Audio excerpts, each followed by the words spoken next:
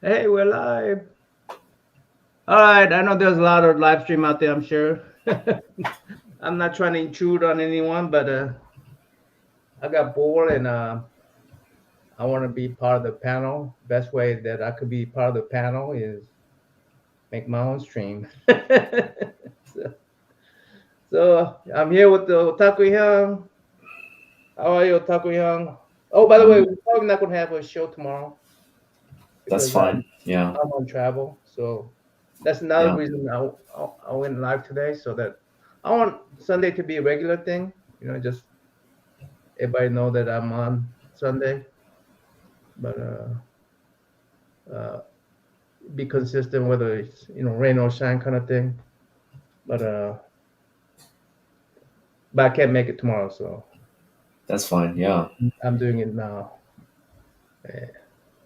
And I've been good. It's been a quiet week. Uh, we had a great day today. We went out, had some yakitori. yakitori. Uh, yeah, this Japanese restaurant was good. So And yaki is fry, right? Yaki means fry, right? yeah, yaki means like grilled, I guess. Grilled, yeah, grilled, Yeah, grilled, yeah, and yeah, tori is like chicken. yeah. Okay, So yakitori means like grilled chicken. yeah. But it really implies the skewers. Ears, okay. Yeah, this the skewered chicken that Sort of you like a grill. barbecue chicken, skewered chicken. Yeah, yeah, skewered barbecue chicken. It's really Yeah, good. It's really good yeah, with the probably with the sauces. Yeah, soy based seasoning. yep, Yeah, good stuff. normally it's really good. Normally. Yeah, there's a lot of good food in where you're at, right? In Queens. Oh yeah, there's tons of restaurants here, but of course I cannot go anywhere because I gotta take care of mom. Yeah, Unless uh unless I get my caretaker to stay for a couple more hours than she does. hmm Yeah, hmm so all that money that I saved at the when I went out with Roger and got those books. yeah. Well, I had to pay my caretaker for 2 hour extra. That's $50, $25. Yeah, so, yeah. So you so you paid to go get some comic books. You yeah, paid like yeah. double. You paid double to get It's some. not really $1 per book. Hey, I what's know going that on here? I know the Biden administration is going to try to subsidize, like people who are taking care of family members. Like, Oh, is it? yeah, That's good. that's what I heard. I'm just wondering if you're receiving any kind of money from the government to do that. I have no complaint. I mean, I'm a government employee, and in my area, uh, before everybody, discount me as those government employee that works for free and stuff. Yeah, our area is a production base, so we cannot go from. It's Yeah, all production based, so we have to meet the production to get paid. And if we do over the production, we get bonus and all that stuff. So, but in our area, we actually make money for the government too. We actually one of the few government entity. I'm not going to tell you what they are, who they are, but they actually uh, profit for the government.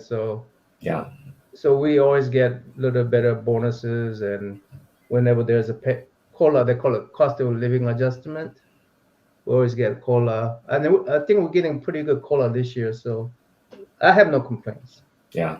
Yeah. They actually um, this was maybe like this was right after the pandemic, right? They did a huge cost of living adjustment for Social Security for all kinds of you know government agencies. Hello, Siren. How are you? So Hey, hey.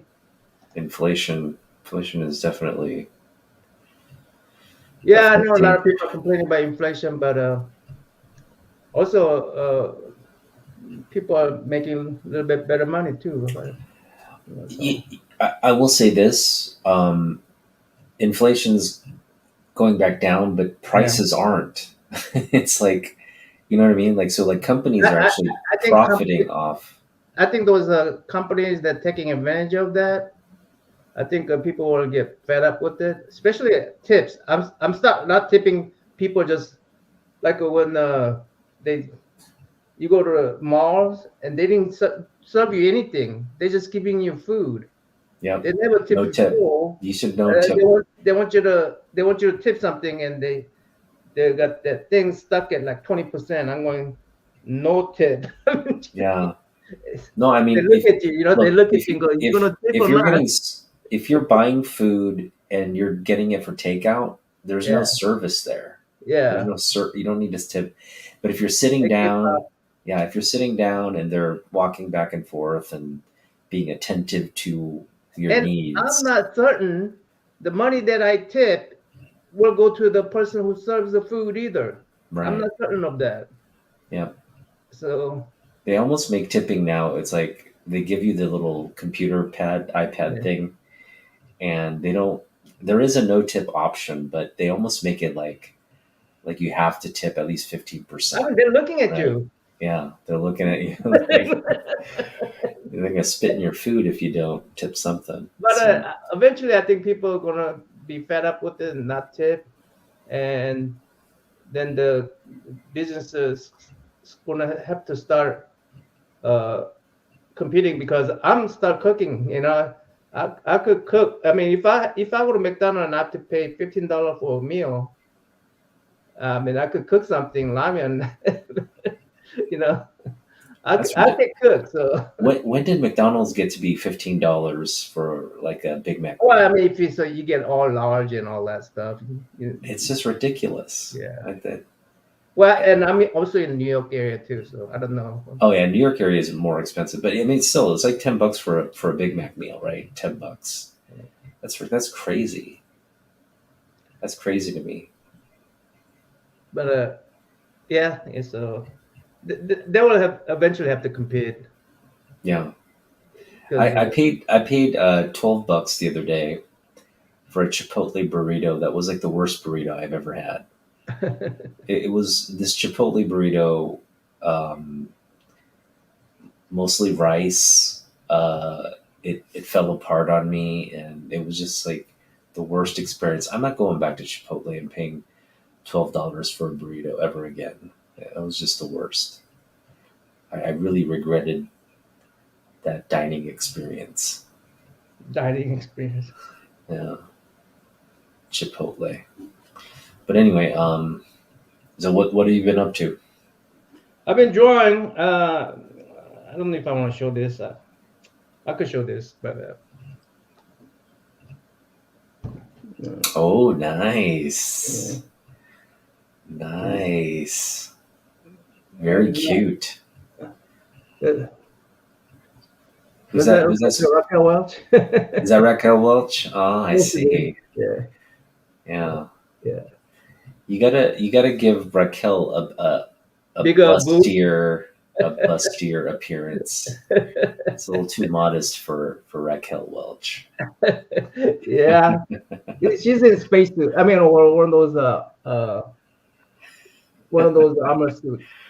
Yeah, So, yeah. but So she's in space, right? So her her the suit is really endowments tight. That suit is really tight. are anti gravity, right?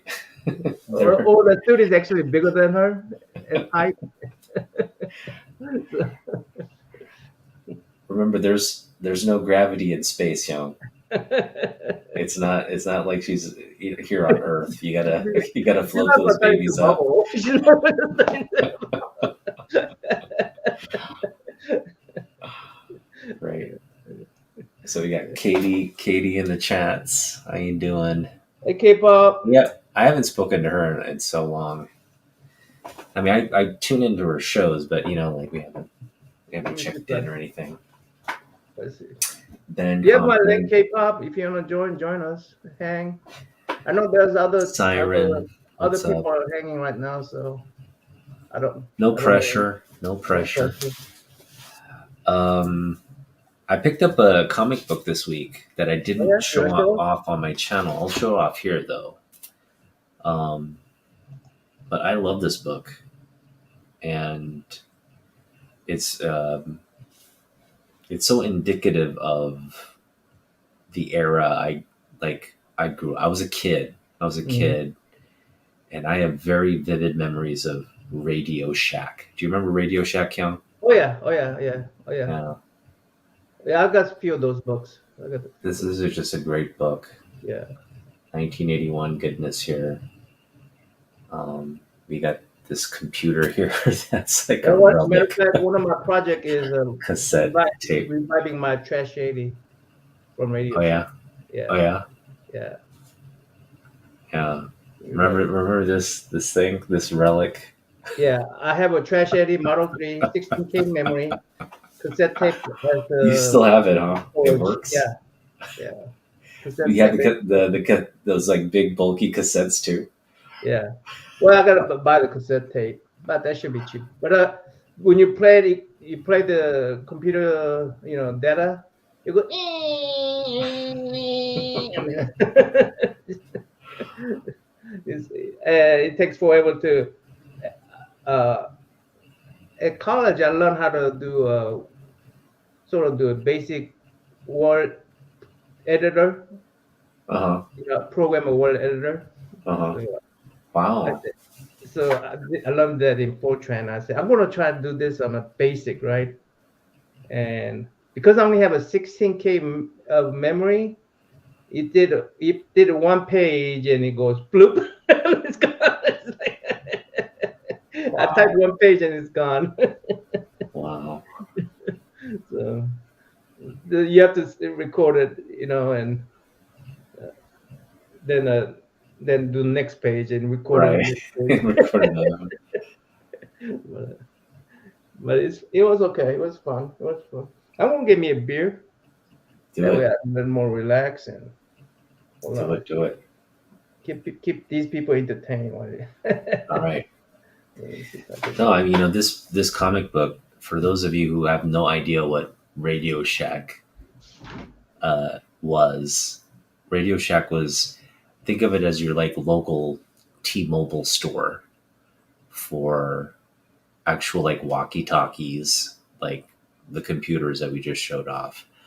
But anything electronic, right? It was kind of like your electronic store. You could get um, the latest gadgets, like like Teleco type games and video games, um, which back then was like Ataris, right? Like Atari systems.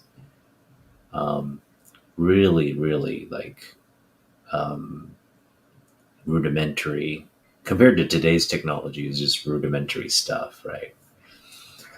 But a very popular kind of retail presence in every neighborhood because you got your computers there, you got your you know CD players there, or cassette players there, like boom boxes and all that kind of stuff was kind of there at Radio Shack, the sort of the Best Buy before there were Best Buys. Um, and yeah, they also would do these like promotional comics at the store, give out these things, and this is just a great book. It's a Rich Buckler cover. It's got Kurt Swan interiors, uh, written by, I forget who wrote it. I think it was anyway. It was a legendary writer. Uh, Great comic book. So I mean, I got this at half price books for $2. I said for $2, sure, I'll do it. Um, Got a great Superman, Wonder Woman cover. Lex Luthor there. This is just complete childhood nostalgia for me. The TRS-80 Computer Whiz Kids. This is a great book. The Metropolis World's Fair. I mean, come on, World's Fairs. They stopped doing the World's Fairs, you know, So back. when you say, do you actually use those computers during your childhood days? We, we had a Commodore 64, which you could play like some basic video games on it, but they took so long to load. I mean, we literally like would wait there for like 10 minutes for it to load, and then we could play something. Hey, Mikey likes to What's talk. up? Let's let's invite Mikey. What's up, Mike? Come on, hang with us, Mike. Oh, yeah, yeah, I remember those.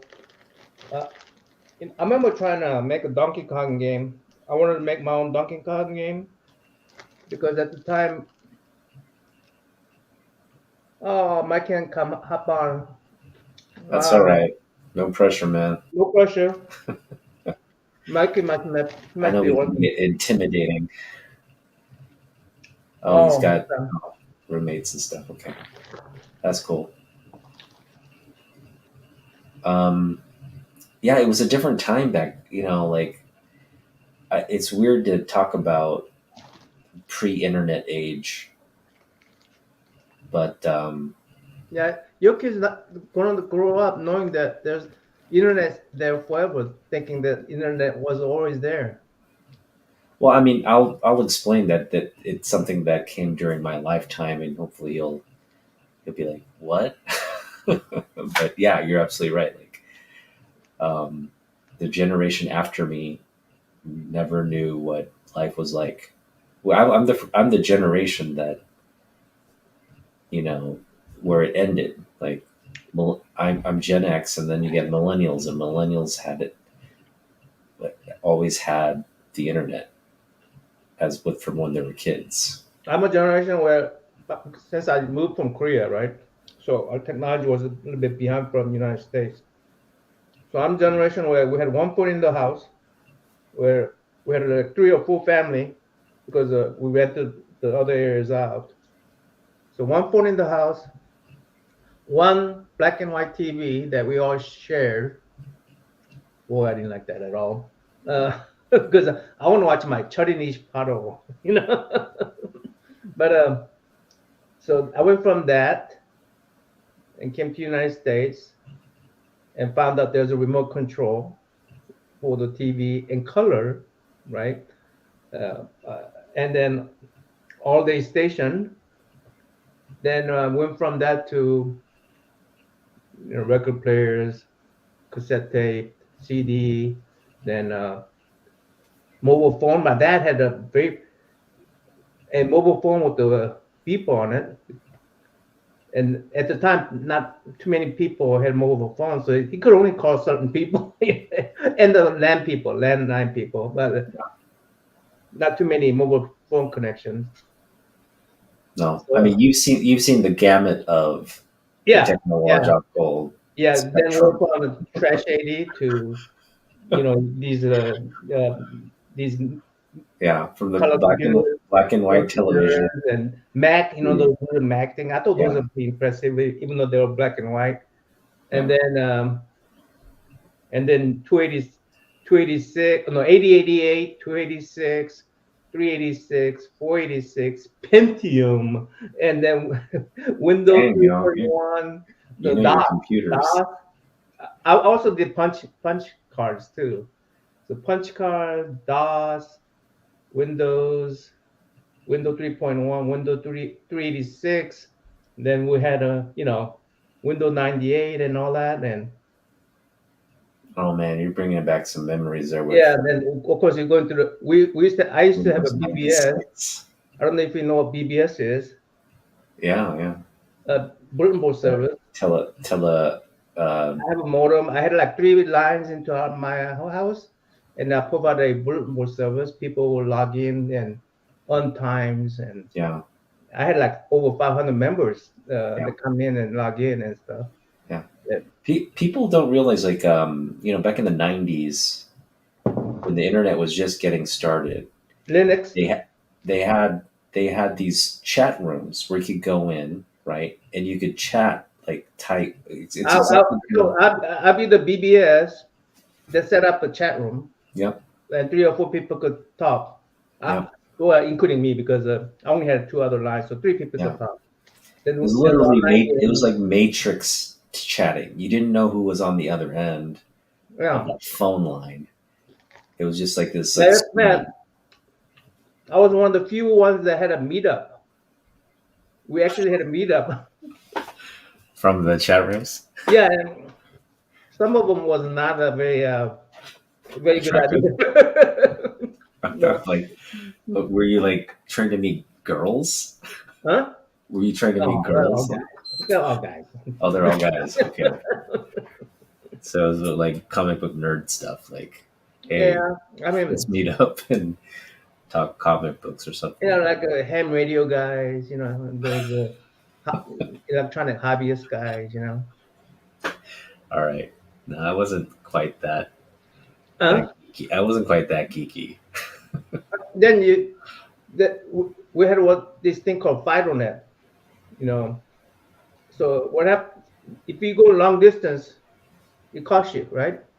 So back then, what they had was you connect from one person to next Yeah. until you get to the border. Thankfully, if you are in a border city to another border city, there's no long distance charge between those two, right? Hmm. So eventually, everything is free all throughout the United States, and there's a slightly charge for international. But as long as you do it at midnight or at the odd hours, you could send packets back and forth. So you'd Yeah. be sending a message, and you get a message back another day, right? But I was one of those nodes that Yeah. handle those. Yeah. I was a part of that FidoNet grid, Yeah. and then it was so they would come into my BBS and read their messages and send their messages out to Hmm. Australia, England, whatever, or Kansas next door, whatever. Yeah. But yeah, I that's how we remember. did it before the internet. I remember. I remember. I went to music camp. I went to orchestra camp in Indiana. This was back in uh, '91, and I was dating this girl I met there. So I met. I went to this camp. It was like a month long camp, so it wasn't. It was a pretty big chunk of the summer. But yeah, like we kind of became friends, and then we decided we would start dating and try to keep in touch with one another. Right? And we actually wrote each other letters, like snail mail, like Oh yeah, writing letters, putting and them in taking me even envelopes, further and back sending and it. in Korea, one of the things they used to have, the teacher encouraged was pen pals. Oh yeah, Remember pen pen pals. pals? Yeah, yeah, So yeah. the teacher encouraged that, and kids like to collect stamps. So Yeah, you will that's have a what lot of exactly pen what it was. pals It was like a to pen pal. send out stamps out, and Hmm. and then teacher try to encourage a international pen pals and all. So Mike's saying he talked to a Russian girl for like. Are you sure that was a Russian girl though, Mike? Did you pick up some Russian? Huh? I'm asking if he spoke in Russian to the girls. Did you learn to speak Russian or? Russian girls like to be, like they like to be sweet talked in Russian. You know, talk But to me yeah, in I remember Russian. the pen pal, so I could collect stamps. I used to collect stamps. I was always, I think I was always a collector. I like Yeah. collecting things. Well, what was great about the snail mail was you could actually send like cassette tapes. So we would make a mixtape, like record Yeah, like a song and then record another song and just make like a and write all the artists on the little card in the case, put the tape in, mail that case along with the letter, and we would exchange these like mixtapes, like basically like kind of romantic type mixtapes. Um, Oh it's so yeah, cheesy. It was so cheesy, but you would basically wait a couple weeks to get the mail because it wasn't like 5 day shipping that they have now. Like no, you send a letter now, you'll get it. Your person will get it. In like a week. Back then, it was like you had to wait like 2 to 3 weeks to get the letter. And yeah. I mean,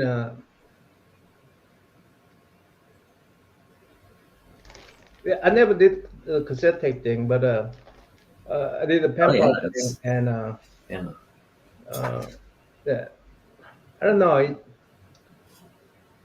They really value penmanship back then, and I had a poor penmanship, so I was always like try to say little as possible because my penmanship was just poor.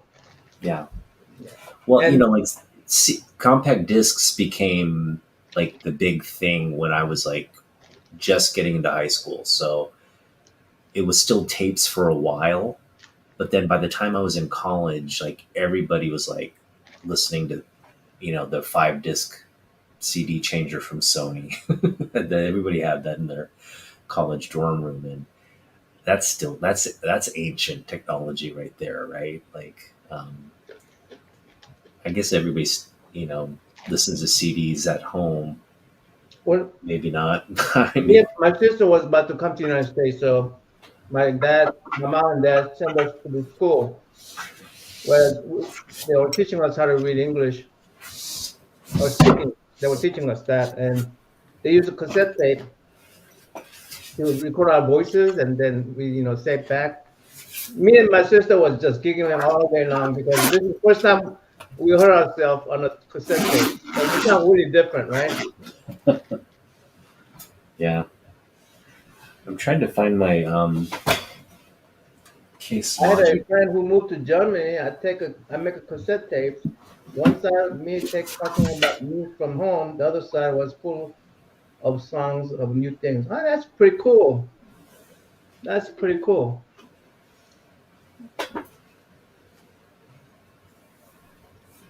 Nice. Yeah, That'd be pretty cool. the mixed cassette tape was the was the bomb back then. Yeah, It was the bomb.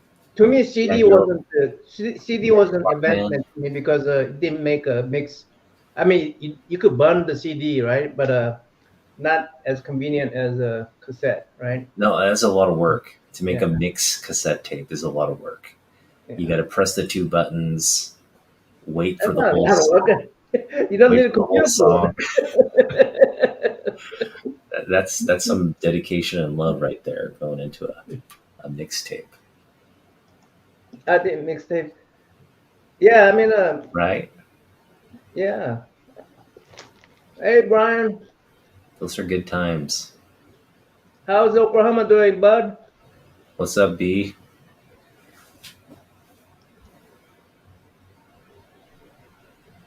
Time is radio for I mean, the radio without the for commercial the was songs you didn't okay. have. For the songs you didn't You have. could do the top 40 thing. Casey, what's his name? Casey Kasem, was it Casey Kasem? Remember Casey him? Kasem.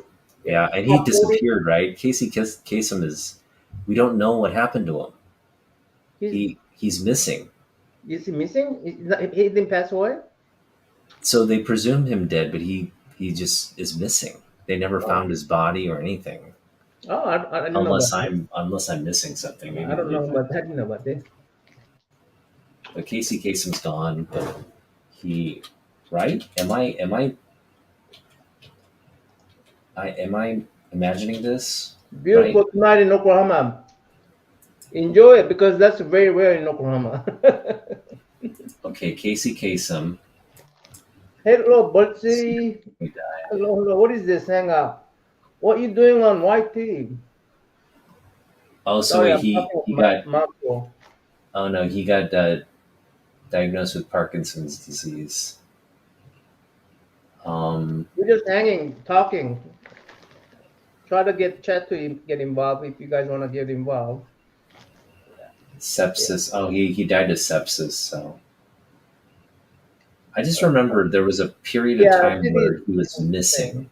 Huh? It was like I just remember Casey Kasem was missing. There was a period of time where he was missing, and But he's not missing anymore.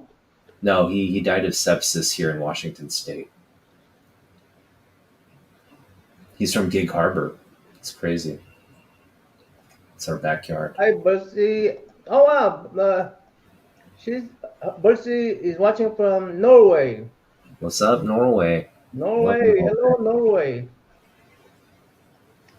We're talking about like international stuff, sending pen pal and all that, We're North American. uh, and here we are having. Oh, I thought I read that as continent. What is your content? Yeah, we do comic book stuff. Comic book stuff. We do comic book stuff, but today is just We're just hanging out. Yeah. hanging out, talking about anything, culture, pop culture, movies, books. I like books besides comic books. Brian, he likes basketballs. Brian likes all kind of stuff. He likes cars, collecting cars, and baseball cards, football cars. I would say for me, the piece of technology um, that had the most impact on my life, but was only around for a few months, was the pager. Do you remember the pager, Young? Did you have a pager? Yeah, I used to have page. Okay, let me tell you what You have a fax pagers. machine? Yeah, my dad had a fax machine. Mm. The ones where you had it was connected to the phone, and yeah, yeah, those are.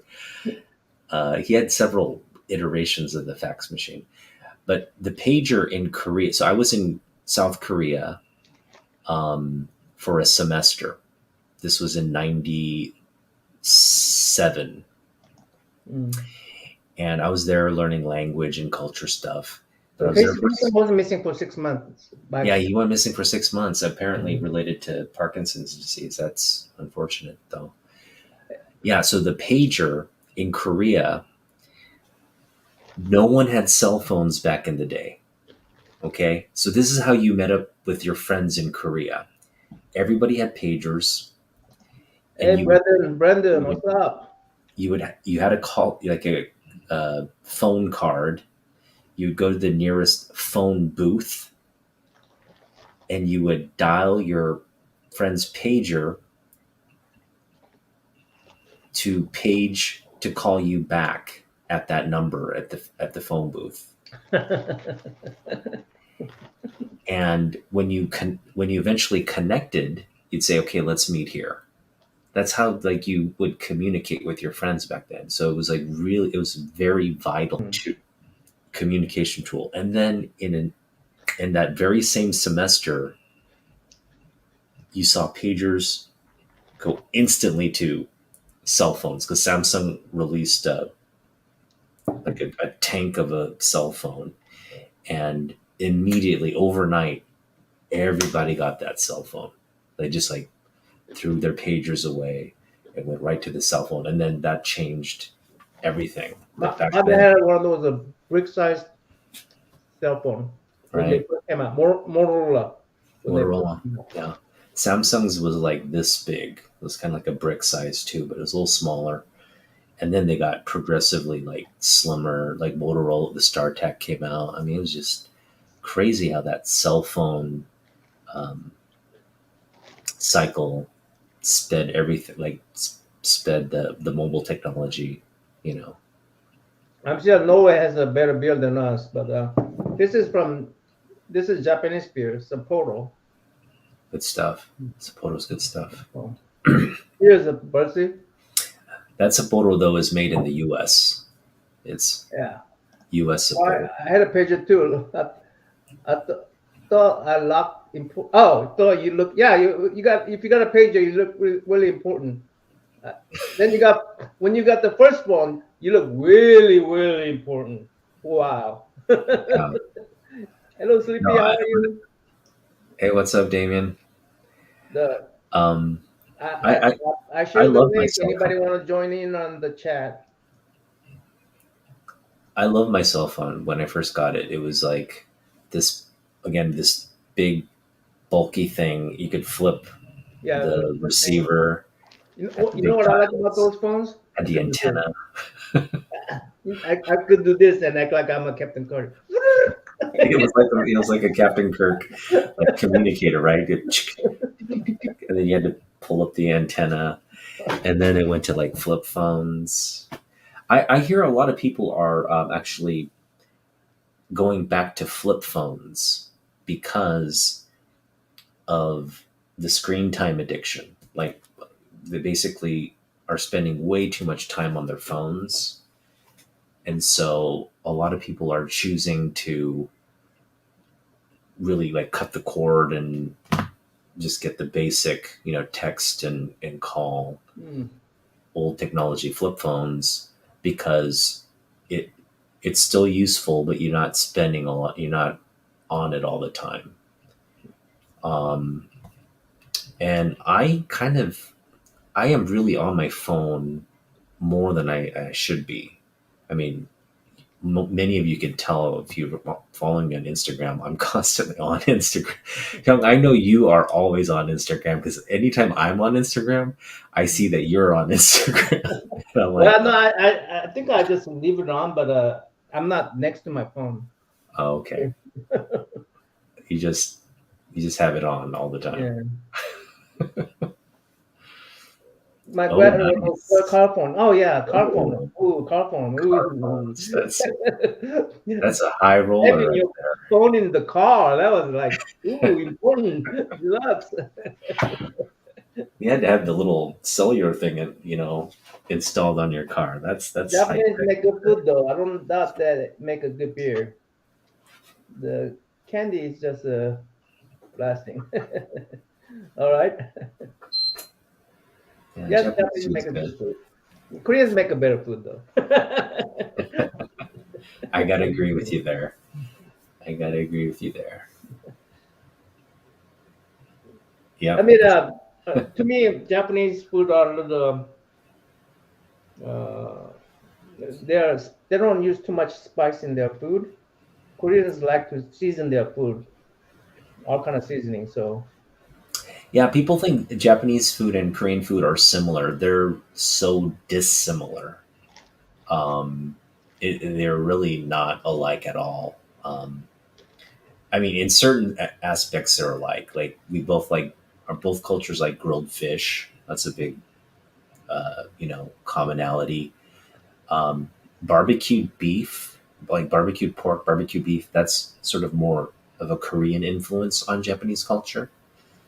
Um, but that's where it ends. I mean, um, Koreans like spicy. Japanese people don't yeah, they don't like spice add a at lot of all. spice to their food. It's really fun watching those. I see a lot of Japanese tourists, normally couple ladies, but they come to Korea and they try these Korean spicy food. Yeah, This is first time trying doenjang jjigae or whatever, yeah, whatever kimchi jjigae, and they yeah. go, it's hot. I'm going, that's not hot. That's not Yeah. hot. Like Japanese food, people will have a side bowl of miso soup, very mild. Mhm. You got maybe some tofu in there, some scallions, you know, some mushrooms. That's it. Korean people, that they'll keep that a very central part of their dish where they'll share it, Mm. and it tends to be a little spicier, a little bit, you know, a lot more garlic, a lot more meat. It's Your like aunt was it's like rich, a huh? hearty stew. Well, if we didn't have a car phone, then you get a holster and put your pager phone, just dangling on your belt to a lot of keys, and then you're a very important person. Yeah,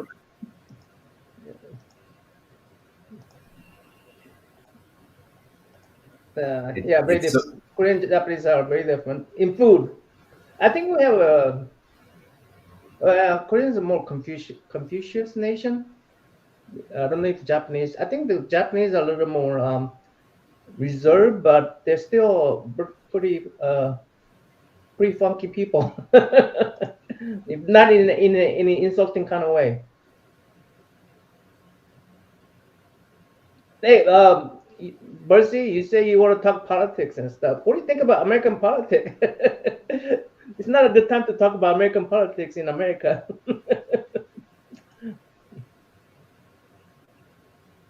I would recommend visiting it. So for I know a lot of people um, have are visiting Japan now. In fact, Japan post pandemic, they reopened their borders to, you know, uh, basically foreign visitors, and Japan is seeing like tourism like on the scale of that they've never seen before. Meaning, like Americans, like the entire international travelers are just flocking to Japan. Um, and if you've never been there, I would really recommend it because yeah, it's unlike any place you'll ever visit. It's just a mix of like you know uh, advances in public transportation, architecture. It's on a scale like you've never seen it. So you'll when you arrive, be it'll be like a big culture shock to you in terms of what you see and the Yes, it's a sights, the very sounds, spicy and all that. wine. I agree. American politics is very spicy. Not mild at all. Not mild at all. Mike did the Tokyo trip or Japan trip in 2004. Yeah. Cool. Did you go to Akihabara? I'm sure you did.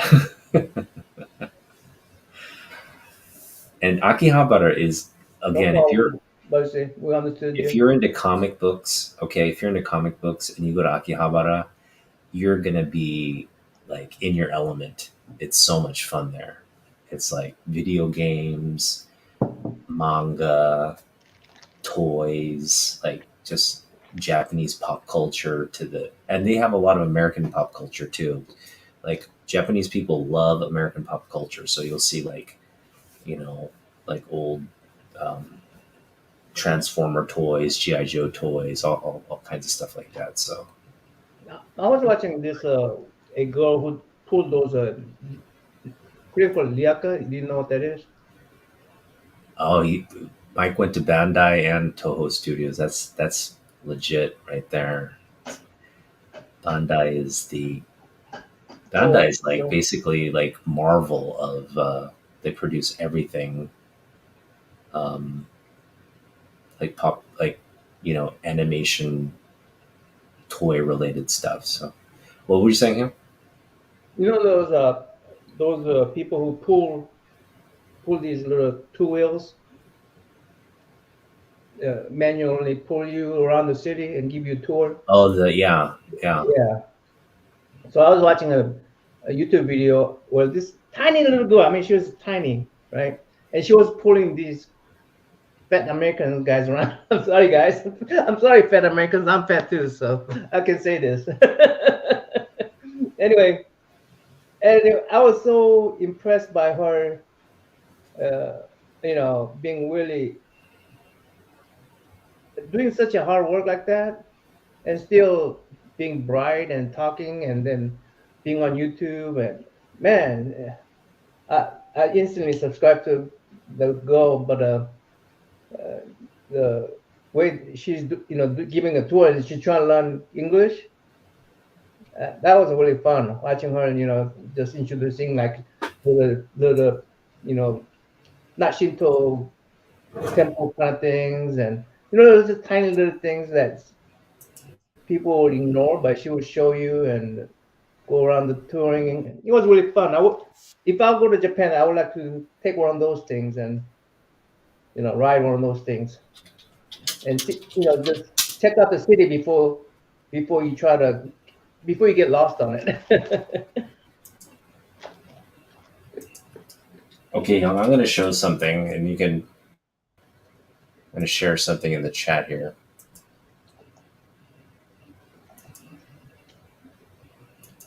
Brenda wants to go to Japan too. I was I going guess to I'm go to good. Japan, All right, but I haven't yet. Young, can you show this video to everybody? Yeah, go ahead and share it now. Share Share it. it. Yeah, it's not I up put it in yet. the private. I put it in the private chat. Oh, private chat. You shared the link? So yeah, I shared the link. This is something. So Mike, went in 2000, 2004, and this is something that came after that trip. But it's probably the coolest thing on the for at least from a geek standpoint. From like I know Mike, and I don't know he knows this exists in Japan, but for other people who you know maybe don't have Is a an Gundam idea thing? of Is what a you could. Gundam thing? Yeah, it's the Gundam thing. If you don't have an idea what you could potentially see in Japan, there is a life-size Gundam in Yokohama Cool. that actually moves, and is the coolest freaking thing on the planet. I mean, it's you know make it big so they can. Hold on. Let me. It moves really slow. I mean, it's like the slowest moving thing you'll ever see, but it actually like kind of walks out and it'll like kneel and then it'll get back up, and so it's just this huge show that Of course, in the United States, that would be middle finger. this is the coolest freaking thing though. And I have yet to actually see this because when I was there, this they had another version in Tokyo, uh, that just it was just a sort of a standing statue, didn't really move or do anything. But this thing is like freaking. They built this huge platform and hydraulics move the robot, and it's freaking amazing. Yeah, it's very slow, but yeah, it has like a pretty good range of motion. But yeah, this is the stuff the people at Bandai come up with. Like, oh yeah, let's make a life size Gundam and have it move around.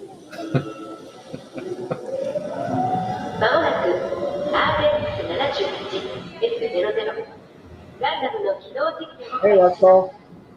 It's so freaking slow though. I don't know if you want to. Hey, what's up, Roscoe? Roscoe Pico train. Oh, hey, maybe you could block the tornado, Brian. I should have sent you the time lapse version. I heard that Oklahoma tornado alley has been moved to like the mid of like mid Tennessee. ミッションコントロールより発令。これより RX78F00 Yeah, ガンダムの起 that's 動 cool. 実験を開始する。同意、配置についてください。繰り返す。同意、配置についてください。All right, I'm just fast forward through it because it's going to take way too long. Lock Okay, secure. hold on. リード可動電気3枚。 I'll go. コード閉鎖完了。 Yeah. Release the bridge.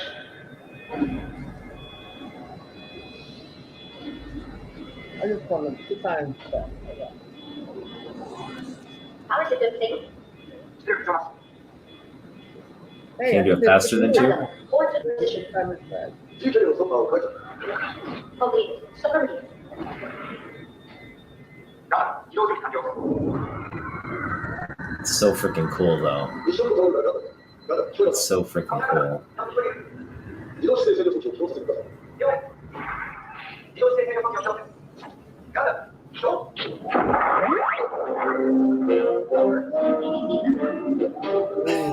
Okay. How awesome is that? All Marines system. 両足の計測を決まり No problem. In the main engine. エコランマが正常です。 No problem. In the configure request. 全部の確認以上です。 It is. ガンダムの確認をお願いします。 I mean,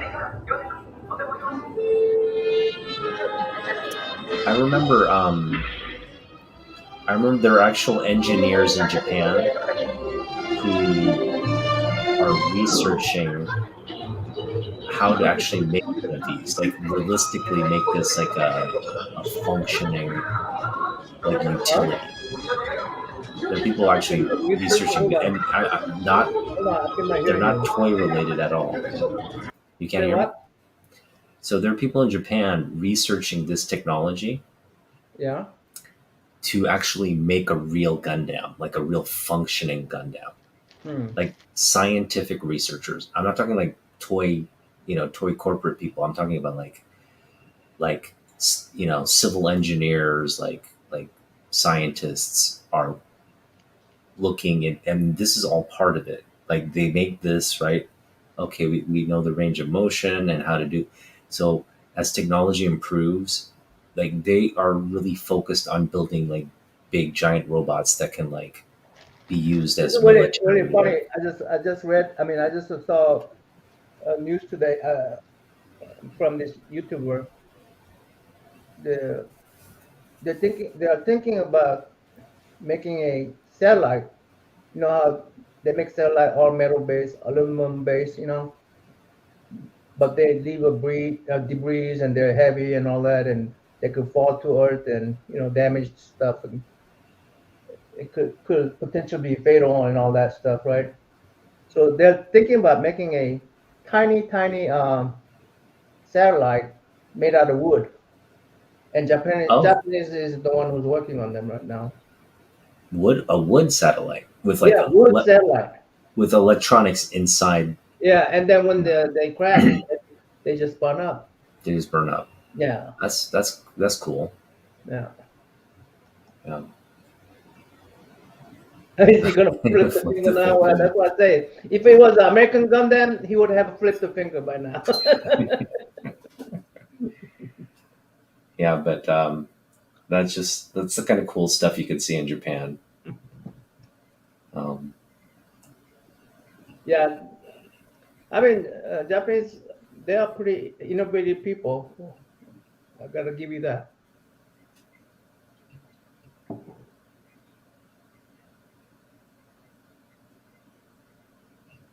Well, I mean, I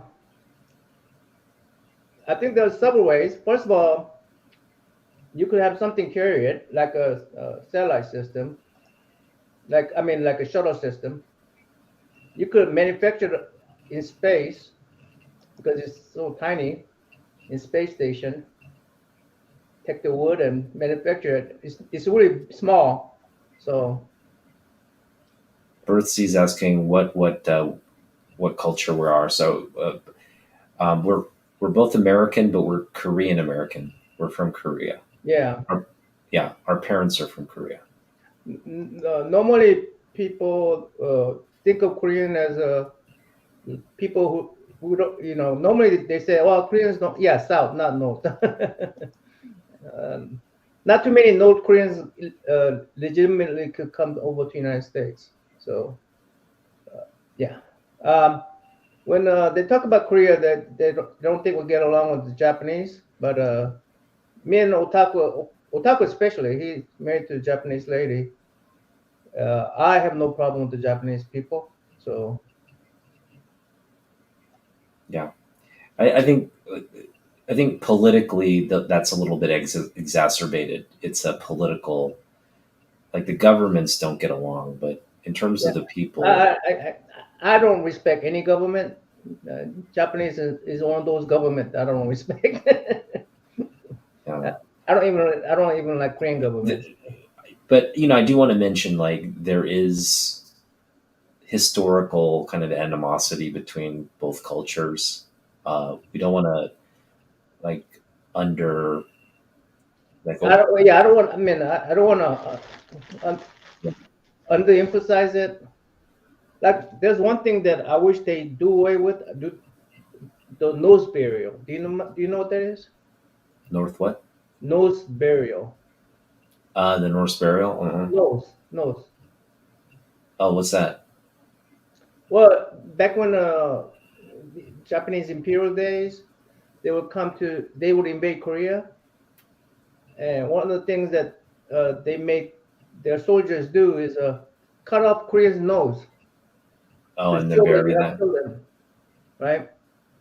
And they were, so that was their trophies, and they Yeah, would bring these trophies back and they made a little burial mound out of it. Yeah, yeah. So Koreans probably did a whole lot worse to Japanese yeah, soldiers but as well. they were the invaders. Okay, I mean they were the invaders. Yeah, they were the invaders for sure. Yeah. Yeah, So yeah.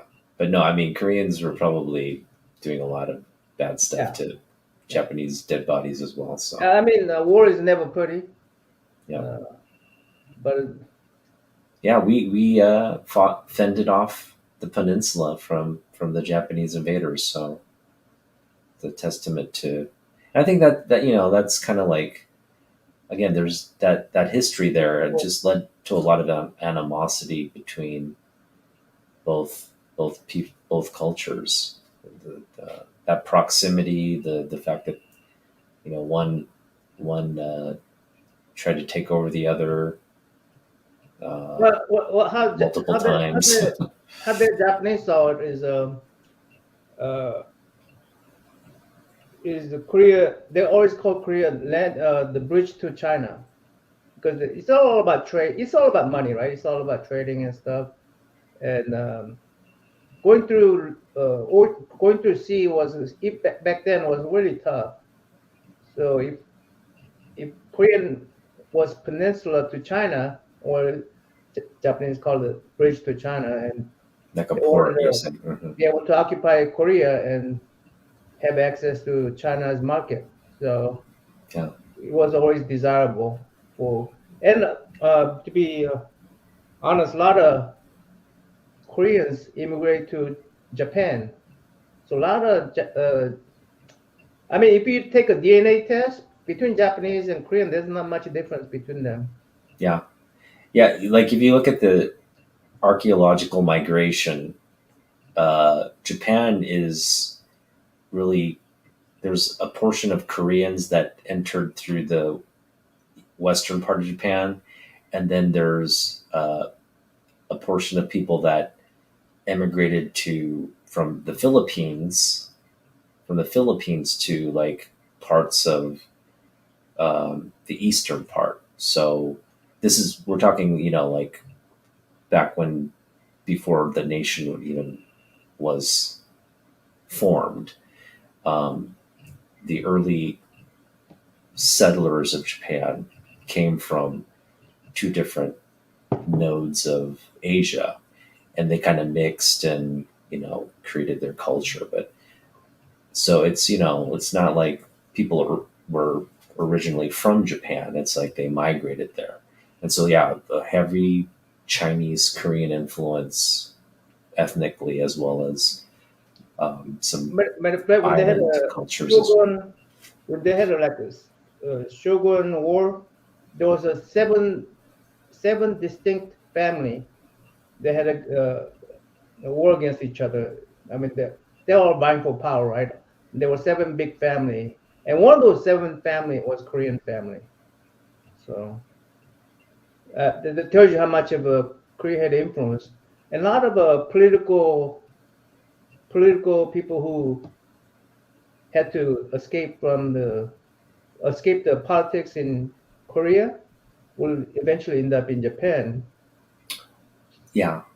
Well, So you look at some of the richest people in Japan. They're also ethnically Korean. Like the guy who owns SoftBank, Son, he's ethnically Korean. The head of Lotte Corporation, one of the biggest food conglomerates in Japan and Korea, they're like multiple generations of Japanese Koreans. So I mean, it's the there's Koreans that are ethnically Korean Japanese, and you they're so Japanese. They're literally Japanese people at this point, right? Like the only thing really separating them from being Japanese and Korea is like their actual blood, like their blood. But I mean, again, you can trace Japanese blood back to Korean roots as well. So it's just it doesn't it's almost like negligible, that kind of blood. I can ask an interesting question. Do either of you know any Korean urban legends? I'll let Ah, you go first. go ahead, Hmm? Dozo. Go ahead. Me? Yeah, Korean urban legends.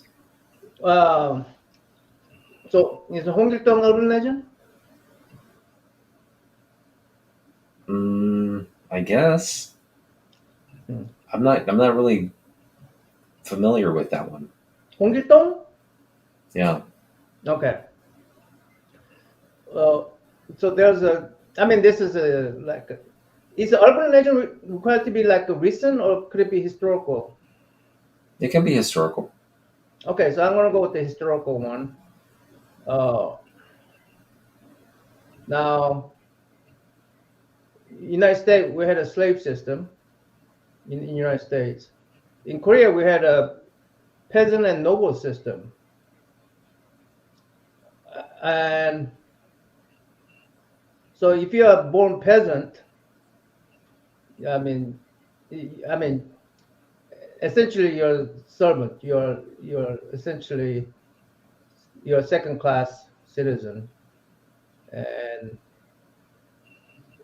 another another classification is the rich people, or if you're a noble person, you could have a main wife and you could have chup, which is a concubine.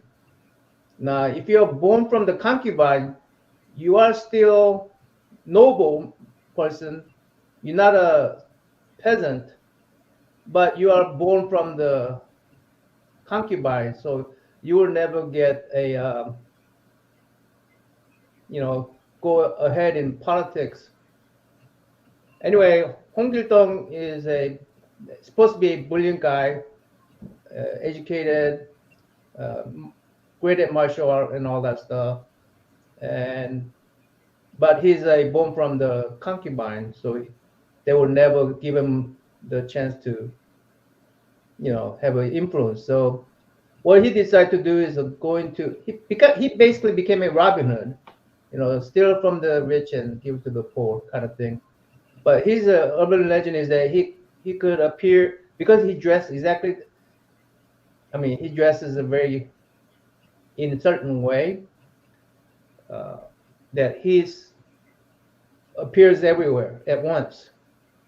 Like if Hong Gil-tong could come from the north, from the south, they say he could fool the land because he could just appear from one place to the next. And most people think that's like people imitating him because there's a lot of people who are going to uh, become a bandit because government is just taxing the heck out of people and not giving the peasants a chance to succeed. So they become a very anti-government, and they go into mountains and they emulate Hong Tong because all they have to do is put up his get up and put a mask on and call himself Hong Tong, and so basically these guys could attack certain places at exactly at the same time, and so that his urban legend is that he could appear at just a whole bunch of different places at once. So we had like a Robin Hood in Korea too, like a Robin Hood. Yeah, I never heard that one. That's a good one. I know there's a story of a court chef. She's basically one of those court cooks. So they imagine like you're the emperor of Korea, and again we had emperors. We had a long lineage of emperors. Um, We had but kings. We never had emperors. well, yeah, kings. The Yeah. same thing. Kings, No, no. emperors. Emperor rules kingdoms. We had one. We had at one time 3 kingdoms, but none of them ruled all 3 of them at once. Okay, I see your point. Yeah. So like a king, we had a king, and the the the queen of Korea was assassinated by. She was the last line of the royal bloodline, and she was assassinated by the Japanese, and that ended essentially the any kind of claim to the royal throne. But this is back, back many, many hundreds of years, um, there was a court like chef. She started out as like just a court, one of the cooks in the court kitchen, but because of her knowledge of like herbs and like Eastern medicine and how to infuse that into cooking, and really make these like like great tasting medicinal foods, like she was able to like cure many generations of um, the king's family and have them like everybody survive. And that's a rare thing to have like an entire um, like multiple generations of a family, a royal family survive whatever, back then, disease could take you at any time, right? Like just a bad bout of flu could take you, right? But Actually, she, that's not a good thing. yeah, and That's not a good thing in Korea. yeah, and so she, again, she did it through food and she did it through cooking, and it helped really strengthen the royal. And she wrote all that medicinal stuff down, and it was passed through generation to generation of cooks. And this is how the royal family and the armies and everybody survived, because of this medicinal sort of cooking knowledge. Now, how much of that is true, I'm not sure, but there's a story that this is how, um, there's records apparently of that uh, person existing. So I always found that very fascinating and interesting. And if you look at Korean food, it's a lot of it's like stew, so like you're boiling vegetables, meat. It's full of readily digestible, like, antioxidants, minerals, vitamins. So very healthy It's food. really good for you. And Very healthy food. kimchi by itself has all kind of nutrition that you could, if you just eat kimchi and rice. Yeah, like the I mean, probiotics of kimchi. Yeah. let's say if you eat hamburger and hamburger, lettuce, tomato, uh, and and let's say give something good. Let's say milk. Okay, if you eat that every day, you'll be nutrition deficient, Hmm. right? But if you eat kimchi and rice every day, you will not be nutrition deficient because kimchi by itself has all kind of nutritions in there that uh, just because you put in kimchi, you put fish stocks, you put in, of course, all the different kind of seasoning, all kind of vegetables, greens, and whites, and all kind of vegetables in there. So it's a very nutritious food, and of course, you'll complain like me and my sisters did when my parents would just give us nothing but kimchi and rice. We go, it's not kimchi and rice again, Mom. It's a kimchi and rice again, Mom. They didn't ever give you like stew. Huh? No Yeah, stew. I mean, even moms get lazy too, so it's always easy to sell kimchi and rice. Yeah. No, I think growing up, stew is a big. Well, another thing that Japanese people and Korean people share cuisine wise is uh, seaweed soup. Oh In yes, Korean, we call it miyeokguk. In yeah. Japanese, they call it wakame. Mm. But it's like a beef broth based seaweed soup. Like in Japan, they sometimes don't add the beef; they just have it like Hey, thanks for visiting, Bertsy, from see a Norway. birdseed. They have it Yeah, as a cold, that was just a sleep. seaweed soup. But in Korea, it's very hearty and Yeah, if you're in you end up in a hospital and you're recovering, um, one of the traditionally Koreans like to bring you the seaweed soup, mhm, especially like you gave a birth, for females. yep, They traditionally get them to, and they will recover with it. So yeah, a lot of good. I love seaweed soups. yeah, I think that's there are some Koreans that don't like kimchi, surprisingly. But one thing every Korean will eat is miyeokguk. I don't know any Korean that would say no to miyeokguk, but there are some Koreans that don't like kimchi and that don't eat kimchi. But yeah, the miyeokguk, that's like a that's like baby born from your baby soup. Like Yeah, well, I mean, you've been fed that since you're a baby, yeah, right? you're basically fed that as a baby. You don't not necessarily fed kimchi right off out of the womb, but they'll feed you some soup. You probably have best luck if you wanna go to American shop, go to Trader Joe's. They would have all kind of different Korean foods at Trader Joe's. Normally nowadays, every supermarket has kimchi nowadays, but I Yeah, think Trader Joe keeps the pretty good ones. So yeah. And like I know people enjoy kimchi with like in their salad or with Mexican food or like with their steak. That's fine. it's a good with the hamburger. I like it That's with the good with hamburger. everything. But Yeah. like Hyung mentioned, Koreans like best with rice, just rice and kimchi. That's the best thing for us. So not I know a lot of people don't like to eat it that way, but I that's mean, the if you're on a Korean group way. and you don't want to cook soup, just boil a hot water and put some whole rice in there and eat it with the kimchi. Yeah. Simple. It's super simple and uh, filling and quick. Yep. So Yep. not bad tasting as long as you don't do it 7 days. 7 CMB. days. All right. Yeah. Thanks for coming by, Brian. Appreciate you. Go Pokes. Go Pokes. Uh, I'm gonna bring one more beer and then let's call it a night after what Let's my do it. more Get beer. your beer. We'll call it a night.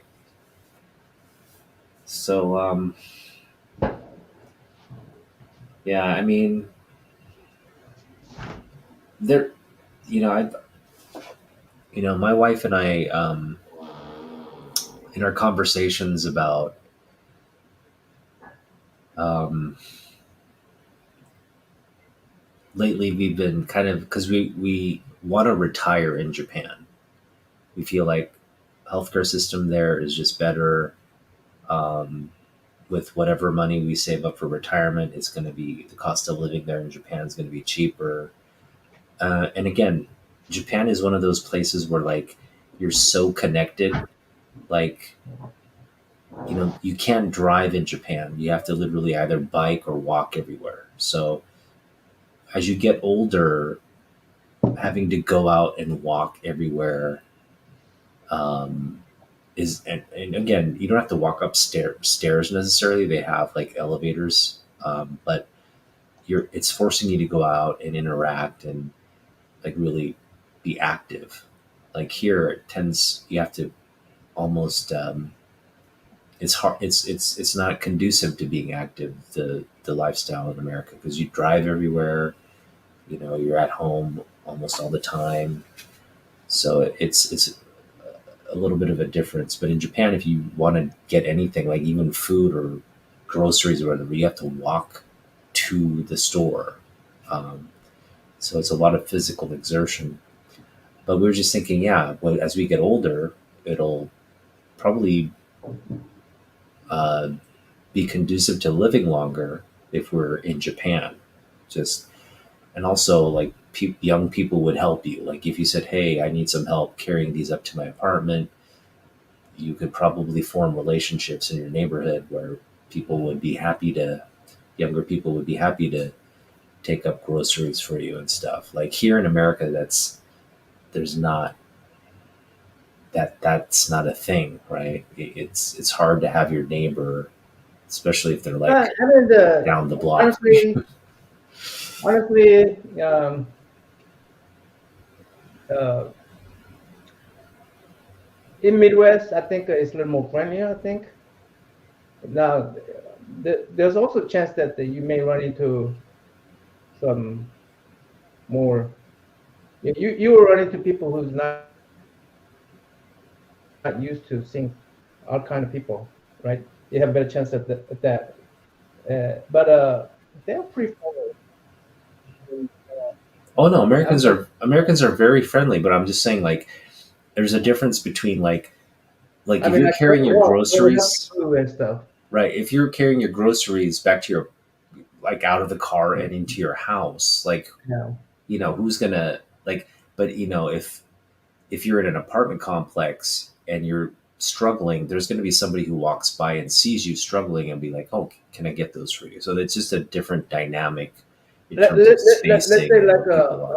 I was Oklahoma, right? I got our house got blown down by a tornado, and community will come together and help clean up, and Oh yeah, you know, yeah, no, that kind of that stuff happens all the time. So of course, yeah, yeah, yeah, yeah. I'm just saying, as an older person though, like if you were to get, let's say you were to have a heart attack, okay, in Japan, if you have a heart attack out in public, there's going to be a gajillion people around to help you. In America, unless you're in like Fred Meyer or something, or like I shouldn't say Fred Meyer, unless you're at the mall or somewhere where there's a lot of people, if you have a heart attack, only in those situations are you going to get helped. If you're like in the middle of a parking lot, maybe even in that situation, it's going to be hard to run into let, people, right? So, let me give you a physical evidence example. Like you have New York City. So what's the equivalent to New York City in Korea? Seoul, right? You have a New York City subway system, right? Korea has a subway system. Korea have a color-coded seats where if you uh, with color-coded seats where either you are pregnant or whether you are senior citizen, those spots will exist for those people. Young people will never sit there because it's reserved for them or handicapped too, by the way. So yeah, those color-coded seats.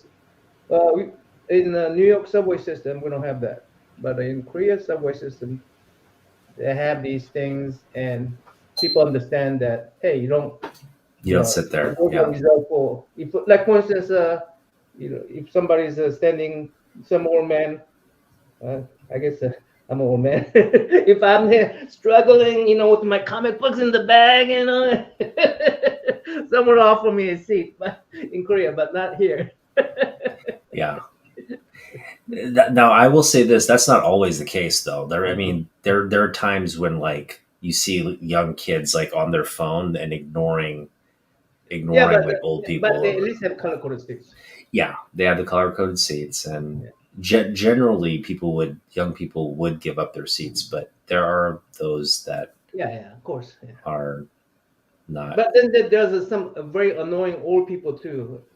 Like Oh yeah, yeah, that if I ask go people to to get up. if I go there and I mean, if I go there with my daughter, let's say, because my daughter only know how to speak English, so we start talking English. Some more people will go, "You Koreans, why are you not speaking our language?" I'm going, I will flip them up, but they don't understand it. So, Oh yeah, I yeah. When I was living in Korea, I got that all the time. Like, hey, you're Korean. You should know your language, and you should be speaking Korean. And I'd be like, okay. But no, I got that all the time, and it did force me to like really like try to learn Korean. or Like, it force you to just be quiet in the train. oh yeah, or that. But yeah, but our major thing about moving back to Japan or Asia is the cost of living. It's just like I told you, we went to yakitori today, right? Our bill came out to like $100. For Okay, how many of you? for my wife, me, and my son. Not bad, not bad. Um, Well, that's a pretty stiff for two adults and a yeah, kid two meal, adults like and a kid. $10. Yeah, right. That's pretty Yeah. stiff. And all we're having is like chickens, like literally like meat skewered meat. Um, if we were to have that same meal in Japan, it would have come out probably not even $40. Yeah. I Yeah, mean, with more drinks. Like we could have had more to drink. and it would have And they come won't out, expect and tip we from would have you been either. we would have been stuffed, and it would have been like $40. And they will not expect a tip from you either. No tip, no tip in that at all. So, those kinds of differences like weigh on us all the time. Yeah, but Like I it's mean, just don't be a like lot a Tucker expensive. Carlson, okay? Don't be like Tucker Carlson and go to Russia and say, hey, they have the same groceries. They have the same grocery cost as we do, and not mention what we make in income wise, average wise, right? Right.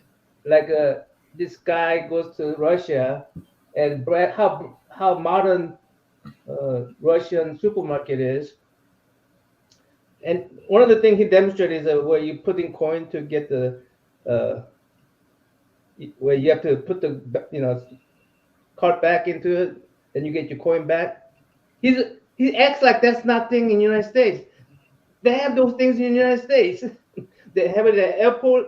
They have it at some supermarkets. I forgot the name of the chain of the supermarket that has that, but it's at one of those discount supermarkets. They have Mhm. those things. He Mhm. acts like that's this is a Russian thing, and in United States, somebody will take this to a some homeless person will steal this cart because they want that quarterback. I'm going, wait a second. If somebody could take that cart and not get the quarterback, I think even homeless person would choose to have the cart for quarter. Yeah. You know what I mean? Mike brings up this great point. He's saying cost of living is high here, but I imagine it's increasing everywhere. Yeah, And absolutely, it is increasing everywhere. But the rate of that increase, what you got to do but is look at the rate of that what increase. I'm getting at is that uh, cost of living is cheap in Korea, but am I going to be able to earn the same income in Korea? You Yeah. know what I mean? Yeah. Yeah. So I'm a 60-year-old man. If I go to Korea, forget about me having a job Yeah. because you're old man. You shouldn't be looking for a job, right? Yeah. So matter of fact, I would if let's say all my life I work for either government or big corporations, and in Korea if I work for like Samsung or something, if I'm like 45 or 50, they expect me to retire because they need to make room for young people.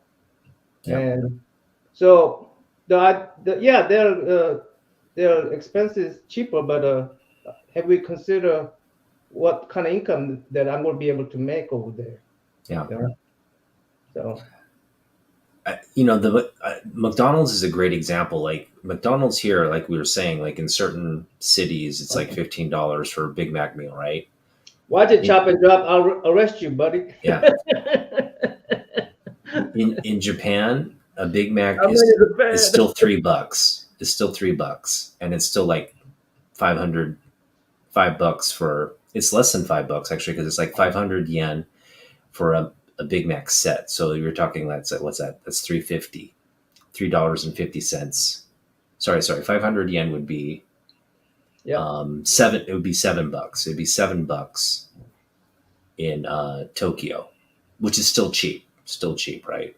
No, wait, 500 yen is it's 150 for $1. So yeah, you're talking about three. It's 350 for a Big Mac set because it's 500 yen for a Big Mac set in Japan. That's 350 US dollars. Okay, so it's still like that's like 1990s prices that the Japanese are, and that's a strategy. McDonald's uses that strategy. It's like everything's sourced in Japan. Japan has their own market pricing. It's not $15. It's 350 for a Big Mac meal. So if you love McDonald's, move to Japan. You take your American dollars and just spend it in Japan for Yeah, chop and drop. You only get one comic book per month, okay? In my prison system. This guy. yeah, it's McDonald's has to if you came like if you charged people $12 for a hamburger in Korea, no one would eat it. No Yeah, one would yeah, of eat course. a McDonald's I mean, hamburger. they would everybody become a cook easily, Yeah, yeah, easily become a cook. yeah. Home meal, It's cheap. It's cheap. actually, home meal is becoming a thing for me because I'm a foodie. I like to go out and eat, but boy, when pizza, for instance, I get a large pizza, it could be 30, $40 for pizza. I'm like, you got the delivery cost, the surcharge. Then now I Yeah, have whatever the service charge is called on top of a tip. yeah. I'm going, wow. Man, Yeah. if I had to order pizza prices in college what they are now, I would have starved to death. I got by on pizza in college, so Would you retire to Korea on your American pension? I mean, uh, that's a great question. That's a great question. I mean, you could. I mean, like all places, you could go out and live, have a cheap real estate, cheap housing. Um, but also, I'm fortunate enough to have a good insurance in the United States. Korea has a free healthcare system, so but I don't know how those healthcares are available in rural area. Um, It's very good. is it very good? Yeah. I Um, have a pretty good system in my healthcare system because I work for the Fed. I mean, but um, yeah, I Cal, don't know. maybe I think I, is our conversation being monitored by the government right now? That you're not giving away any like trade secrets, U.S. trade secrets. yeah, I'm just watching Chop and Drop. If you say anything bad, I'll If we don't hear from I'm certain just people in monitoring the the Chop and Drop. community, you know why. You know why. Um, but Damien, my parents actually did retire. So, they had a business here. They worked many years. But once they made the decision to retire, they moved to Korea because everything is just cheaper there. Like everything. So healthcare, cost of living, um, real estate, so it was a no brainer for them.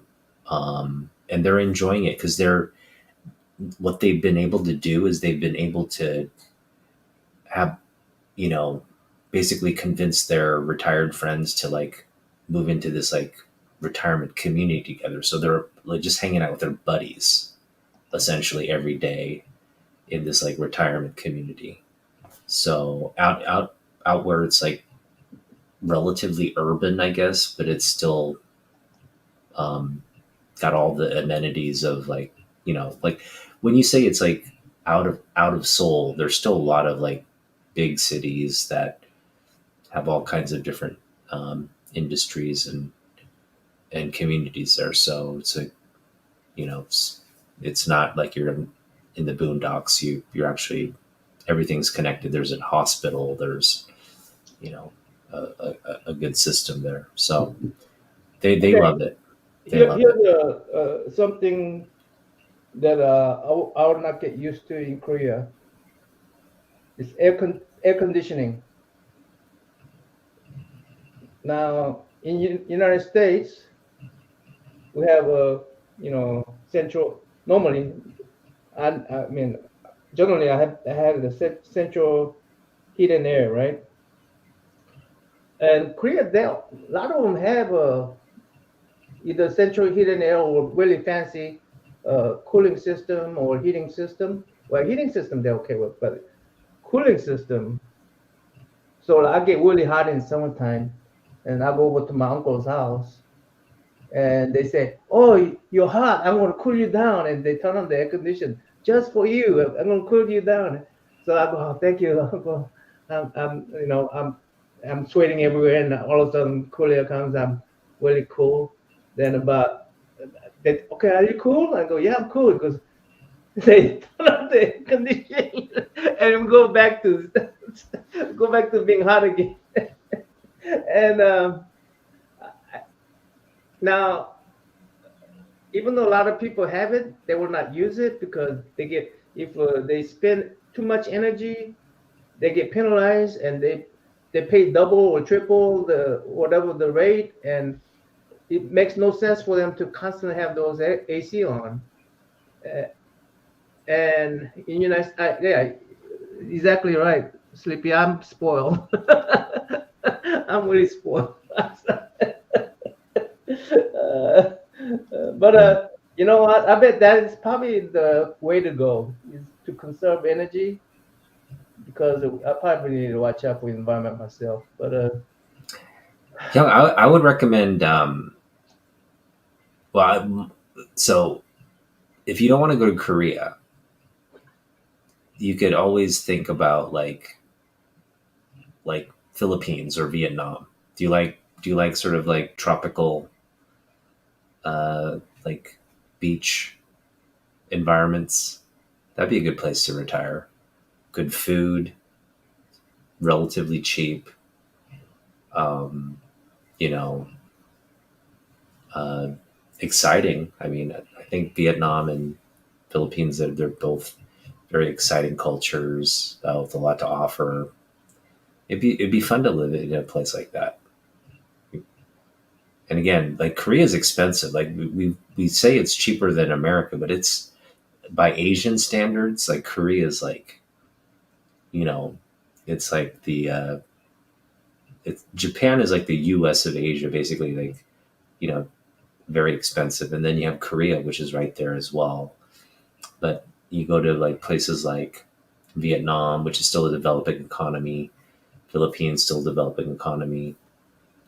A lot of places in Southeast Asia, Indonesia, Malaysia, developing economies, where it's much cheaper. Yeah, it's getting more expensive and expensive in the urban areas, but if you live out, again, you're retired. There's no reason for you to be in the city. You can live somewhere get a little hut on the beach, and and literally just like you know, kind of brown bag it. I like Sleepy's thinking. I think much as I like to bring some Korea to my American community, um, I think I'm more common with Americans than I've grown up here, so I'm more common with Americans that culture than a Korean culture. That's fair. I will have a difficult time making friends over there in Korea. I don't think you would. I don't think you would. Yeah, I don't think you'd have difficult time making friends in Korea. I mean, I myself will not have difficult time, but they would have difficult time with me. You like to drink, right? Yeah, but I don't like to drink that much. I don't want to. I don't want to Okay. get wasted. Well, I My, mean, I had my again, cousin over senior here. citizens there they don't get wasted, but they like to drink Yeah, and they like the ladies. They like to drink yeah, and hang right. out with the I mean, ladies. So I don't like ladies like they like ladies.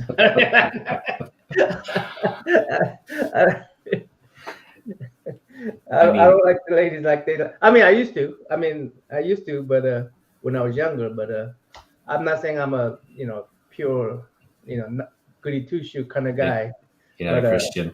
Yeah, I'm uh, wholesome Christian. well, or a wholesome Christian. I'm not even wholesome Christian. I mean, I'm just barely a Christian. But yeah, I think they will have difficult time with me because they're not gonna like my frankness. Yeah. They're not gonna like. I'm gonna come out straight and say, "Hey man, hey man, No one likes boobs. Yeah. of course." No one likes. We all like boobs. Come on. Well, I shouldn't say we all. You know, heterosexual men usually Okay, tend to like what I boobs. don't like what China so far is I would not like their restrooms yet. Their public restrooms is gonna be really bad. No, Young. Mm. No. Wow. that you're thinking about China from like 20 years ago. No, I'm thinking about 10 years ago. China I don't like today memories either. is the toilets there are better than Korea today. The Really? toilets are way better than Korean toilets. Yeah, Korea actually has a lot of dirty, sort of uncleanly. I Yeah, mean, yeah, not in the apartments, but what I'm saying, if you go out in public, there are a lot of public restrooms that are just like filthy.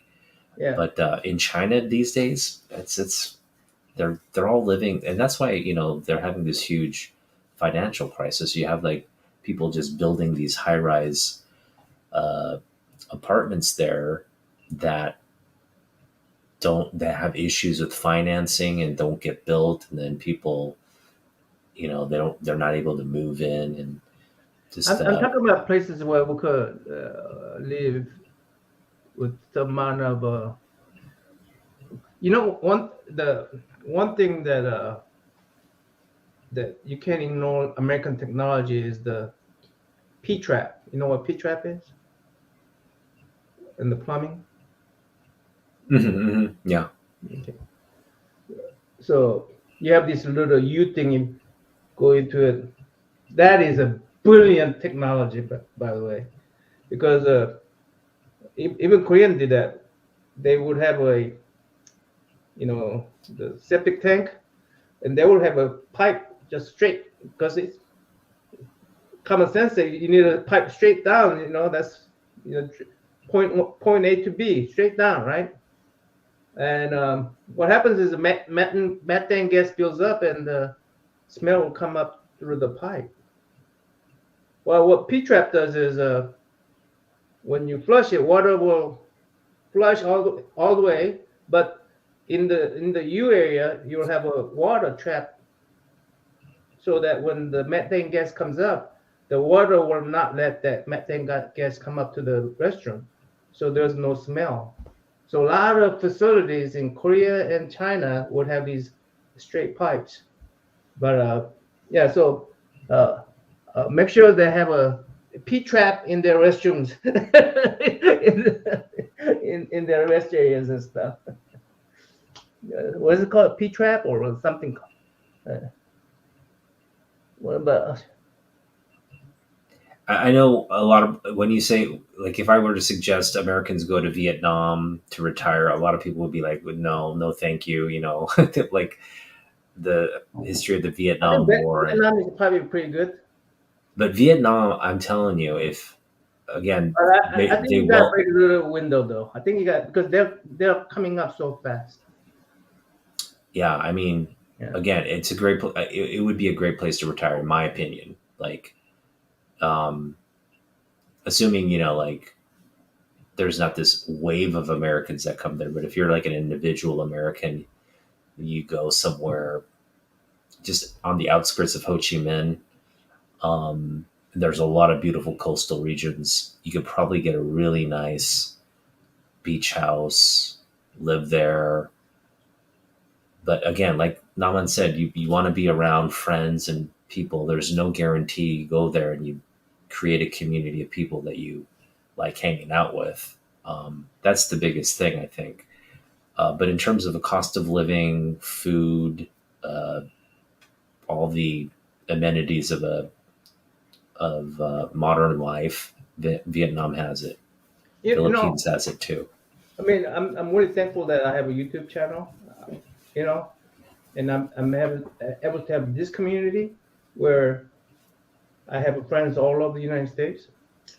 I doubt that I would be able to do that in Korea. you know, so yeah, I mean, it would be hard for me to give this up. Yeah. And I like America. I really do. and what's really, really, I think, again, with Vietnam and Philippines as examples, um, those two places, um, you can find communities there with a big expat community. So you're mentioning, did they have a good healthcare system? Yes, but not all the healthcare is accessible language wise, but you can definitely find like an expat community that can help you navigate all that, because there will be doctors who, you know, uh, communicate in English, who can practice in English, and there are lots of services there who cater to English and expat people. So you definitely have to do your research and connect with that community. There's a expat community that will educate you on all the stuff about transitioning there and whatnot. But please be very careful. There's also a lot of scammers, people who want to take advantage of you and say, hey, I can get you this place, whatever, for this amount of dollars, and then take all your money, right? So you got to be very careful of that. I think that legitimate scamming fear is enough to kind of say, okay, no, thank you for that. I don't want to get taken advantage of. But again, if you can find the right people you trust, maybe if you know someone there who's living there and someone you know personally, that's probably the best way to get all that information and figure it out. But yeah, it's there's no guarantees. There's scammers in Yeah. every society. So I do a lot of road trip, guys. I mean, I drive from here to Oklahoma quite often. I I have before. I've driven here to Seattle. As a matter of fact, I'm going to drive from Seattle. When I fly over there to Seattle, I'm going to drive back to DC. I've driven all over the United States. I love road trips. The United States has lands. United States has all kind of land. It's humongous country. It's just uh, unless you do. I don't think if you really understand how big this country is until you do road trips like I do. It's like every time I do road trips, I go, this country is stinking blessed country because uh, there's a really, I mean, people who are worried about wilderness and whatnot. Uh, you know, Oklahoma is land where people gave away lands. You know, Oklahoma. People used to give away lands over there. You come over here and build a farm here, we'll give it to you for free. I mean, and I imagine there are lands out there that they will give it to you for free if you build it. You build it up, and you know, put a sewer system in there and water system in there. They probably let you have those lands in the United States. well, yeah, well, I mean, I don't know if it'd be free, but I know what you're trying to say. Yeah, What I'm saying is relatively free, right? relatively free. Yeah, Yeah. So yeah, relatively free for the land that the American the European settlers stole from the original indigenous peoples of this country. but I wanna when I retire, I would actually like to just drive around the United States and go to like what Bueller is doing with his bus, But I want to be a little more, I don't know, a little more luxury. I'll I'm get not like going out there looking for ladies like Bueller is. get like an RV, or like a royal class RV Yeah. with the TV and the shower and the jacuzzi. That would Yeah, be the well, I life. drove to South Dakota shop.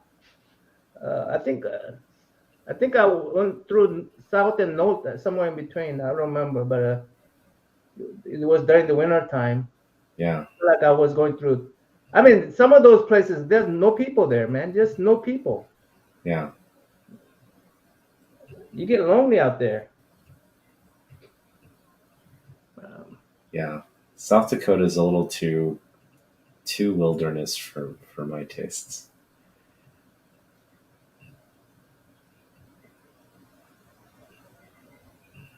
convoy of men who could brag about each other's little bus. That's one thing I won't be able to do if I retire out in Japan is collect comic books. Huh? If I move to Japan, I won't be able to collect comic books. Yeah, because your space is so limited over there, right? Well, also there's just no place to buy American comic books. Yeah, well, It'd just really be like maybe some I, specialty I, shops. I mean, you just have to switch to manga. I would switch to manga, yeah, but Yeah. I'd have to read stuff in Japanese. But But I need, man, I'm still working on trying to find the more Korean vintage Korean books. I've been looking for bookstores in New York, Korean bookstores, that might handle.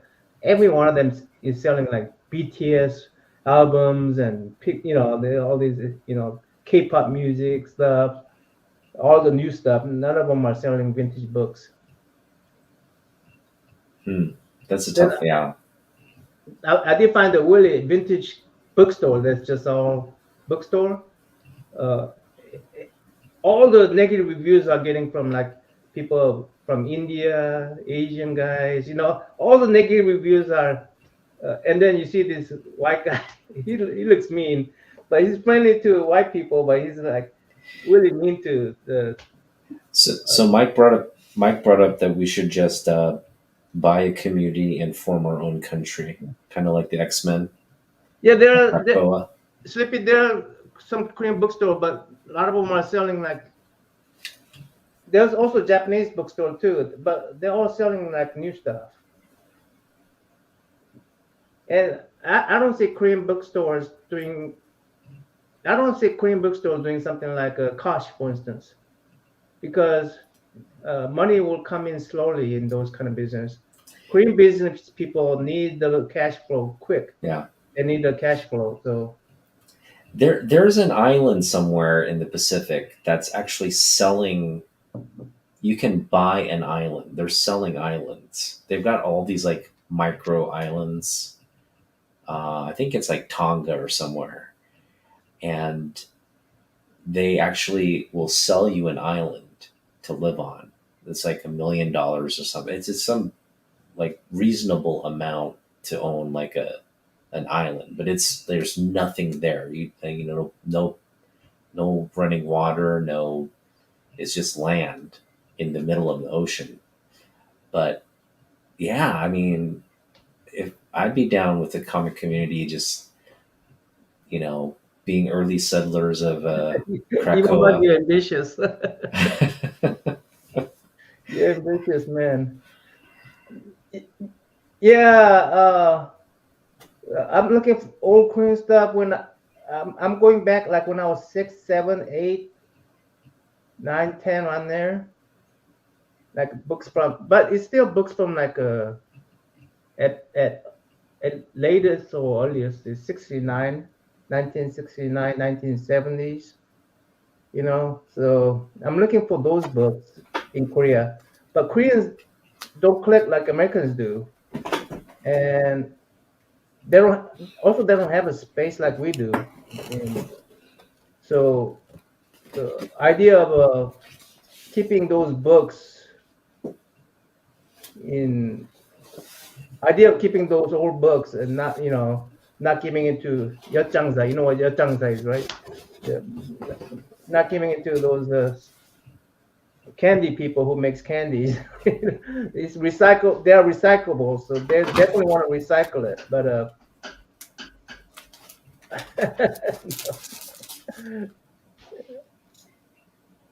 what is that?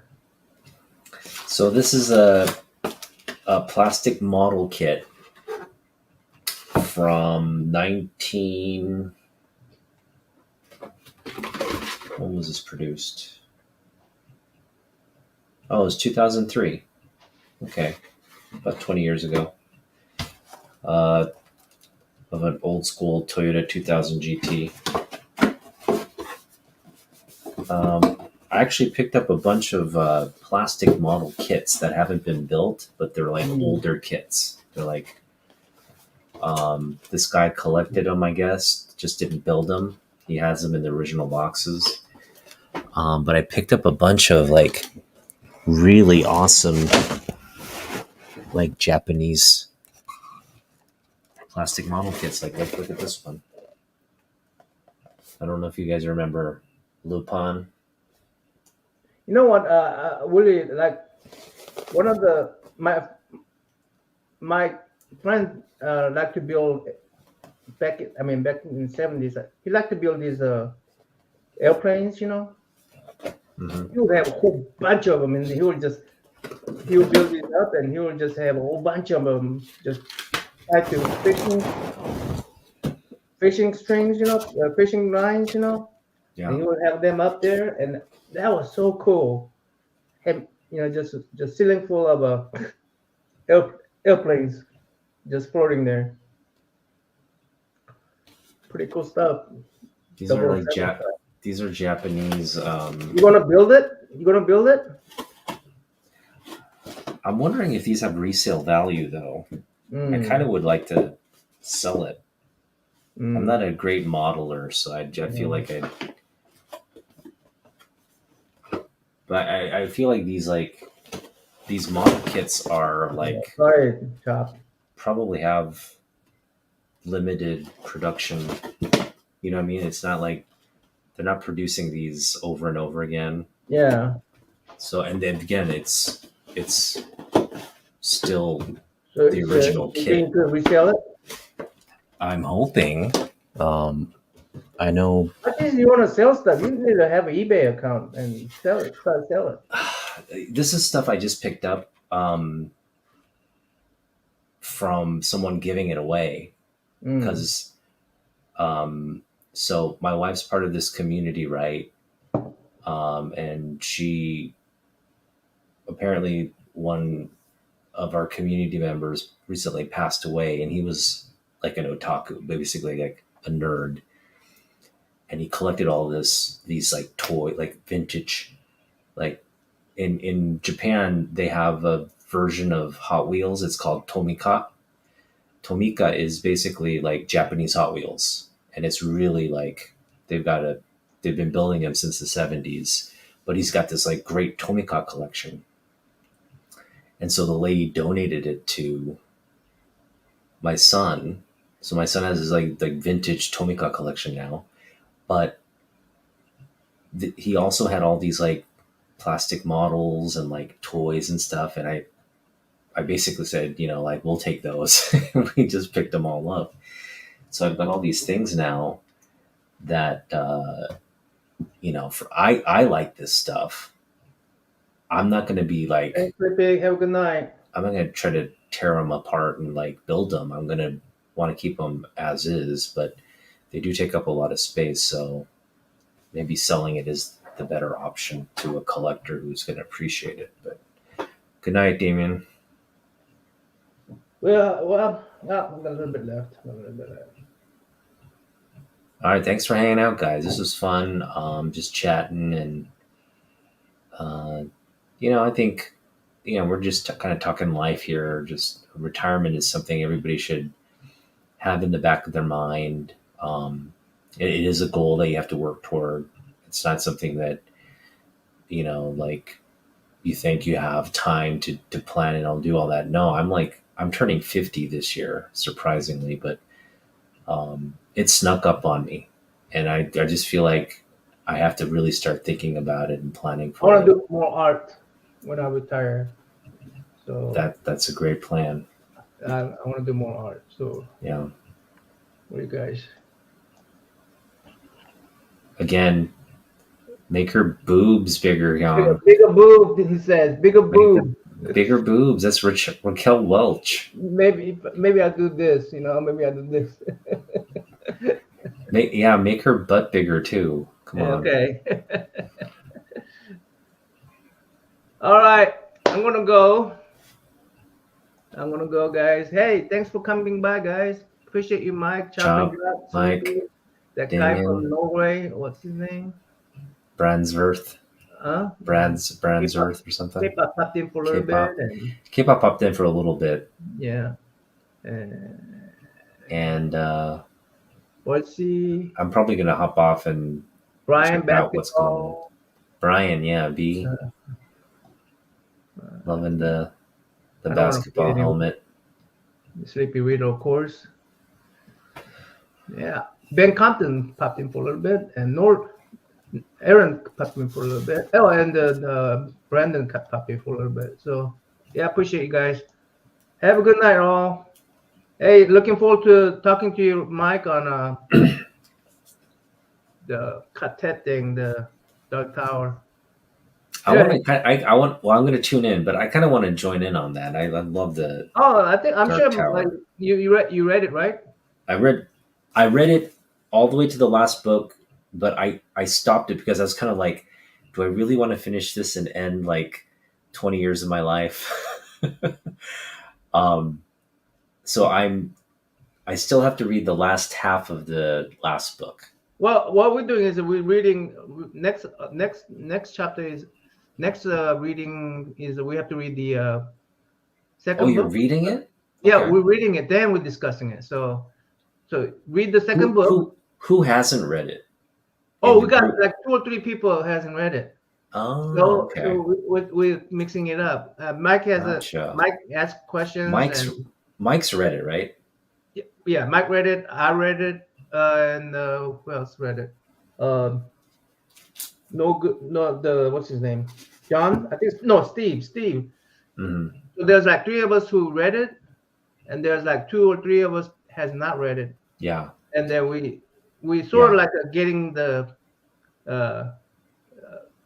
we're sort of reading through their eyes, kind of, you know. Gotcha. And you're on the second book, you said? Yeah. Oh, and Aaron too. Yeah, Aaron's on there too. Yeah, we're on the second book. You know where that's where the quartet forms. Where they drawing into 3. They pick up the Odetta. Yeah. Mm-hmm. That's where we're gonna start from, and then to the finish. Odetta is great. Odetta is like one of the best characters ever written, I think. Second book, second door. So yeah, second book, second door. So read it, and I'm sure Mike will invite you. Okay, yeah, we'll see. But yeah, again, like I kind of caught a glimpse of the video, but I have to go back and watch the video just to kind of see what you guys have been talking about and catch up. But yeah, I mean, I love that. Love that series. And I think we got the format down. Mike said he would love to have you. So okay, great. Yeah, love to discuss it. It's one of my favorite. It probably is my. So Shining and then the Dark Tower series is my. Oh, well, you're Shining. Mine's the Stand, but yeah. Cool. Stand is great. It's Stand is great too. Yeah. All right. Peace out, guys. Good night, guys.